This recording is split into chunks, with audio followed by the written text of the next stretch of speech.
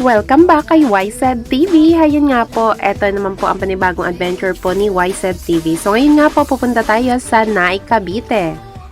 So ikakasal nga po yung aking pamangkin, kaya naman po pupunta kami ng Naik, Cavite kasama ang aking mga kapatid. Kasama din po namin yung aming pamangkin at may kasama din po kami syempre yung driver ng van. So itong van ay nirent po. Ayan, so dalawang driver po yung nagpapalitan para po mag-drive ng van. So hindi ko na nga po na-videohan yung galing kami po ng Sorsogon doon sa bahay ng ate ko kasi medyo madilim pa yon at saka medyo nahihilo po talaga ako at nagsusuka. So medyo sobrang talagang hirap para sa akin yung biyahe niya dahil hindi po masyado ako sanay na sumakay po sa van. Although nagta-travel vlog po talaga ako, so masanay po talaga akong sumakay ng mga motor. Ayan, yung open lang po siya. Unlike po sa van. So medyo naninibago po talaga ako, kaya naman po talagang nagsuka po talaga ako at nahilo. So excuse po sa mga kumakain dyan at nanonood ng aking video. But this time, okay na po yung pakiramdam ko. So hindi na po ako nahihilo at hindi na din ako nasusuka. So nainggit nga po ako dito sa kumakain po dito sa unahan. Ayan, dahil nakikita kong kumakain siya ng ibos at suman. So gusto ko na rin sana kumain, kaya lang wala po talaga akong gana. So yung napapansin ko po dito sa kalsada po sa mga dinadaanan namin, sobrang dami po talagang mga uka doon sa kalsada. Kaya naman po talagang pag dumadaan yung mga sasakyan ay talagang umaalon-alon talaga siya. Sa mga oras nga pong ito ay malapit na po yung ating lunch time. So naghanap po yung ating driver ng magandang pwesto na kung saan pwede po kami kumain. So eto nga po, nandito na kami ngayon sa Gumaca, Quezon. So sabi nga ng driver namin, napakaganda daw po ng view dito, kaya maghanap kami ng magandang view. So ito nga po, nakahanap po kami ng napakagandang view na kung saan dito kami kakain po ng lunch.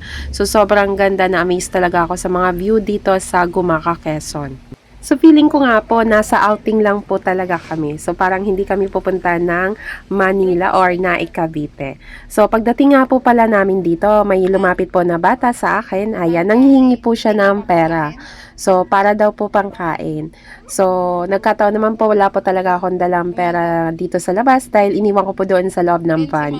But lahat naman halos hinihingaan niya po ng pera. And dito po, ayan, binigyan po nga namin siya ng pagkain. Ayan, kasi nga sabi niya pangkain, kaya binigyan na lang namin siya ng pagkain. And then yung kuya ko naman po, binigyan naman po siya ng konting pera po. Ayan, so dito nga po nag-enjoy po talaga kami dito sa place. Talagang in-enjoy talaga namin yung view, yung ambience po ng hangin mula po doon sa dagat. Talagang napaka-presko at very relaxing. Lalo na po sa akin na medyo parang na-stress po talaga ako sa biyahe dahil nga po nahilo ako at talaga nagsusuka ako. So pagdating nga po dito, para po ako nakapag-recharge po. So yung nawalan po ako ng ganang kumain, kahit pa paano po nakakain na din po ako ng konti dito dahil medyo okay na po yung aking pakiramdam. So, dito nga po sama-sama at salo-salo po kaming kumain dito sa lugar. And of course, syempre, ang inyong lingkod, si YZ TV, ay hindi po pinalagpas ang napakagandang view. So, ganito, ito po yung mga captured ko po dito habang tayo ay nandito sa Gumaca, Quezon. Sobrang ganda po talaga and sobrang na-amaze po talaga ako sa place na to. So, hindi po ako makapaniwala na may ganitong place po pala talaga dito sa Gumaca, Quezon. Syempre, hindi naman papalagpas yung moment namin ng aking pamangkin dahil parehas kaming nahilo at nasuka sa biyahe. So, after nga po namin mag-lunch, bumiyahin na po ulit kami. Ayan, so ngayon po nandito kami ngayon sa Sipokot. Ito po yung famous po na place dito, ay yung tinatawag na Pitokang Manok o yung tinatawag naman po na Zigzag Road. So napakaganda po pala talaga ng place na ito. So kahit nga po pa ikot-ikot talaga at pa zigzag-zigzag talaga yung sasakyan dito, hindi ka talaga makakaramdam ng hilo at hindi ka talaga masusuka doon sa pagpaikot-ikot dito sa biyahe dahil napakaganda po talaga ng kanilang lugar and talagang yung nature talaga ay napakaganda, so ma-amaze ka talaga lalo na po pag nature lover ka tulad ko. Ayan, talaga magugustuhan mo talaga yung lugar dito. So dito po talagang medyo na-amaze talaga ako dito sa lugar na to. Minsan lang po kasi ako makadaan dito ng ganitong araw na maganda yung panahon and of course po napakaliwanag. So kadalasan kasi pag dumadaan ako dito ay gabi. Kaya hindi ko po masyadong na-appreciate yung place. So itong place nga po yung madalas ko nakikita sa ibang mga vlogger na binablog po nila na napakaganda talaga nung kanilang mga pagkakakuha ng video. Pero iba po talaga pala yung feeling kapag nandun ka na sa place at ikaw po mismo yung kumukuha ng video. So yan nga po, napakaganda na po, nag-enjoy na po talaga kami sa biyahe, kaya naman po napavideo kami sa loob po ng van. Ayan, so medyo in-enjoy talaga namin yung lugar dahil napakaganda talaga. So, dito nga po ay dito talaga ako na amaze at talagang na-inlove po sa place na to. As in po, napakaganda pala talaga niya sa actual. Although nakikita ko to sa mga ina-upload po sa video, iba pa rin po yung feeling kapag nandun ka na mismo at nakikita mo yung place. Talagang amazing. So dito nga po, kung mapapansin nyo, may mga humihinto po at tumitigil talaga para kuhanan ng video at picture po yung lugar. Dahil napakaganda po talaga ng view pag nandun ka na sa location na yun. Ito nga po, ayan, meron pong isa na nagyayabang. Pakinggan nyo. Sinulo ka na pag-ibo. Ano? So makalipas nga po ang 1 o 2 oras, hindi po ako sure sa eksaktong oras, pero nandito na po kami sa Manila. So medyo napapagod na talaga kami sa biyahe and medyo mainit talaga yung biyahe namin sa part na to. Pero safe naman po kami nakakarating dahil magagaling naman po yung aming driver at talaga naman po maingat po sila mag-drive. So, 5 AM nga po kami umalis sa Sorsogon, sa Bicol. So, dumating kami dito ng 5 PM. So, pakapi-kapi yung isa dyan. Charis. Ayan. So, ganito yung sitwasyon namin dito po pagdating sa Naikabi. Naghahanda na din po yung ate ko po sa mga lulutuin. And ito naman po yung ambag ko. Ayan, nagluto po ako dyan sa rice cooker. Yan yung ambag ko, ha. Oh, may ambag ako. Charis. So, kinaumagahan nga po, may konting kulitan kami dito. Ayan, dahil nandito yung groom. Natulog ka para fresh na fresh ka. Sino? Para nahigita mo ako ng Beauty rest? Amoy tusok na. Fresh pa rin yan. Parang fresh na, yan? Sibuyas? Alamang. Mabango pa rin yan. Parang fresh na alamang. Parang babango yan. Mababaho na ba ako? Fresh na alamang, Mabaho na ba? Yay! So, syempre, hindi po Beauty mawawala habang Beauty rest, wala nagkukulitan po kayong na beauty mayroong rest sa harapan lang. po na RH at syempre po yung Japanese rice wine po na dala niya. So, ayan nga po, medyo napakonting inom lang tayo. And of course, ito po pala yung design ng ating skirting, ng ating table po. Table settings po natin sa loob ng bahay. And dito naman po, ayan, habang po kami ay naghihintay ng pagdating po ng bagong kasal, ayan, medyo naghahanda din kami and konting kwentuhan. And eto na nga po, dumating na po yung bagong kasal, ayan, so medyo mabilis lang po silang dumating. And of course, meron po silang tinatawag na pamahiin kapag dumating po yung bagong kasal. Eto po yung kailangang painumin po ng tubig yung dalawa at papakainin po ng something na sweet or matamis. So, isa din po sa pamahiin na kailangan salubungin siya ng mag-asawa din po. So, dito nga po sa part na to, ayan yung kasunod po yung ating bago kumain. Kailangan po natin syempre yung ating kiss the bride.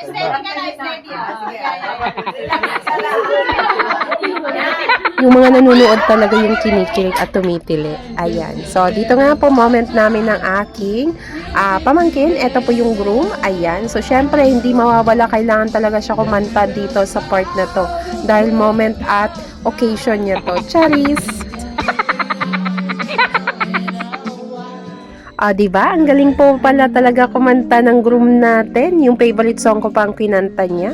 Siyempre, hindi naman papahuli ang aking isang pamangkin. Yung kapatid niya po itong babae. Ayan, so isa din po sa mga favorite kong song ang kakantahin niya po sa pagbigyan natin at pakinggan din natin ang kanyang boses.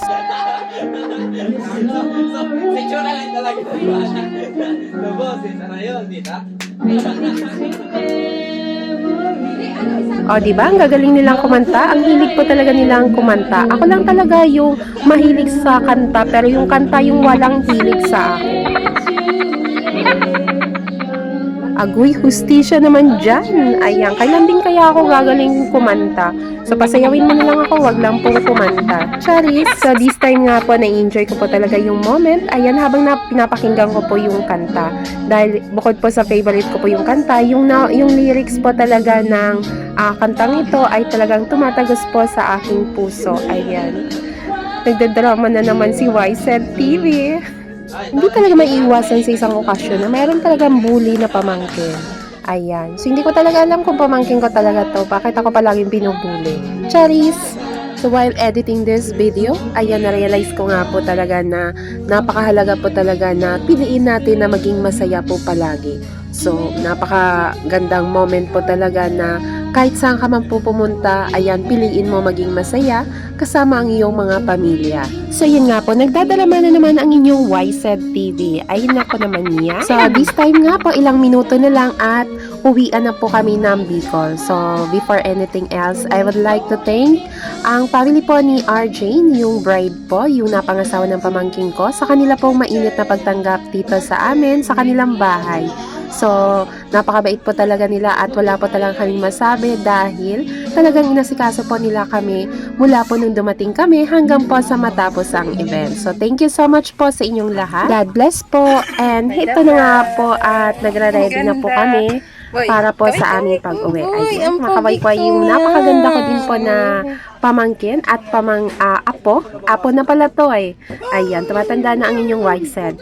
So, dito din po sa part na to, ayan yung aking kuya, yung aking bayaw, ayan, nagre-ready na po yung mga gamit, nilalagay na po, binabalik na dyan sa van, para po mag-ready na at makaalis na kami. Siyempre, hinahanda ko na rin po yung sarili ko at baka ako naman ay mahilo at magsuka sa biyahe, charis.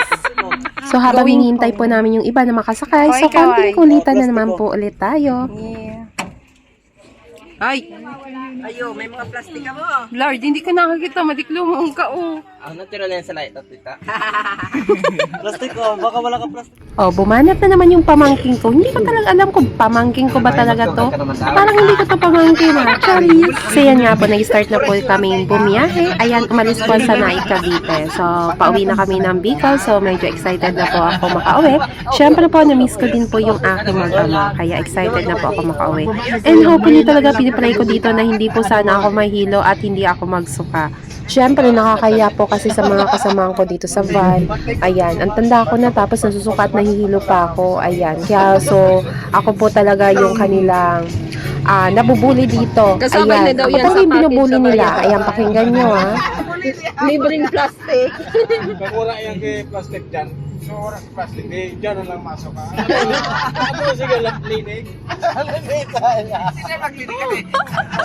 Abo palang maglinig.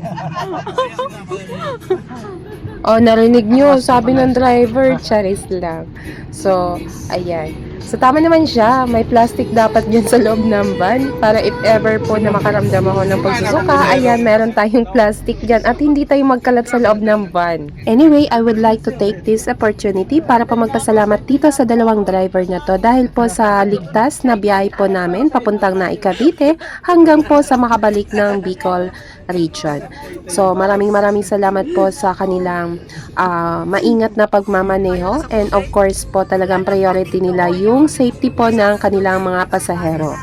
Anyway, kung naghahanap po kayo ng masasakyan mula Bicol papuntang Manila o kaya naman po mula Manila papuntang Bicol, ayan, just comment sa ating comment section o kaya i-message nyo lang po ako para ma-direct ko po kayo dito sa ating mababait na